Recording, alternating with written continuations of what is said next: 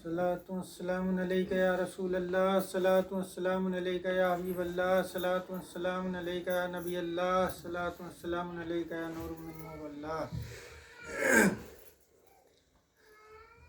जिन्नातों का कोड़ा, जिन्नातों के कोड़े के बारे में वजीफ़ा बताते हैं, ज़िक्र बयान करते हैं।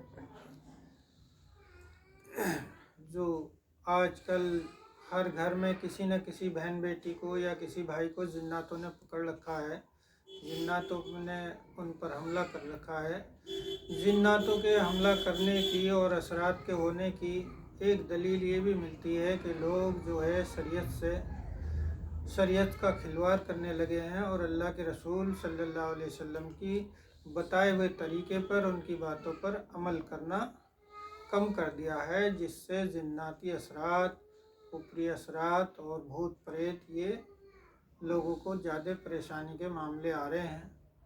और लोग इलाज करने के नाम पे काफ़ी पैसा दे देते हैं, लेकिन फिर भी ठीक नहीं होता है।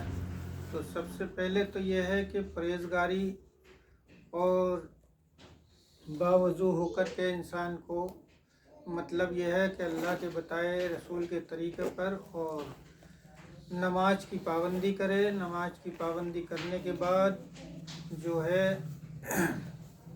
बाद नमाज ईशा केवल 7 तस्बीह यानी 700 मरतबा इस कलमात का विर्द करे, तो उसको ख़ुद मालूम पड़ेगा कि हमारे घर में क्या शय है, क्या परेशानी है, क्या बवाल है, जिन्नात है, भूत है, प्रेत है या चुड़ैल है, जो भी है, कारोबार में बंदिश क्यों है, किस वजह से लगी भी है या बदनज़र है। तो उसको काट करने के लिए और उससे बचने के लिए हम आपको ये बता रहे हैं इसका तरीका भी और ये भी कि आप एक तस्बीह गिनती के तौर पर लिए और उसको 700 मरतबा इसका विर्द करिए। इल्लल्लाहु इल्लल्लाह, इल्लल्लाहु इल्लल्लाह, इल्लल्लाहु इल्लल्लाह। इस तरीके से इसको बाद नमाज ईशा 7 तस्बीह विर्द में करने से 40 दिन अगर इसका विर्द किया गया तो ये जो कलमात हैं आपके अमल में आ जाएंगे, ये ज़िक्र। और उसके बाद आप जो है इसको 101 मरतबा पढ़कर बच्चे को, किसी को नज़र है, असरात है, दवाई नहीं लग रही है या कोई भी परेशानी है, तो 101 मरतबा पढ़ कर के उसके ऊपर दम करने से जो है रोगी के असरात और जिस्मानी बीमारी से शिफा मिलेगी और उसको हर परेशानी से छुटकारा मिलेगा। अगर कोई रोज़ी रोज़गार से परेशान है तो उसको सिर्फ नियत करनी है अपने रोज़गार की और इस तस्बीह का वो विर्द करे तो उसको रोज़गार और कारोबार में बरकत होने लग जाएगी। किसी के घर में असरात हैं, शैतान हैं, किसी भी बहन बेटी के ऊपर असरात हैं, कोई नाजायज़ तरीके से उसे ख्वाब में असरात परेशान करता है, आदमी के रूप में आता है उसके या किसी और के रूप में आता है और उसे नाजायज़ तरीके से सताता है ख्वाब के अंदर, तो इसी तस्बीह को रात को सोने से पहले वज़ू होकर के 101 मरतबा विर्द करके और अपने ऊपर दम करके सो जाए।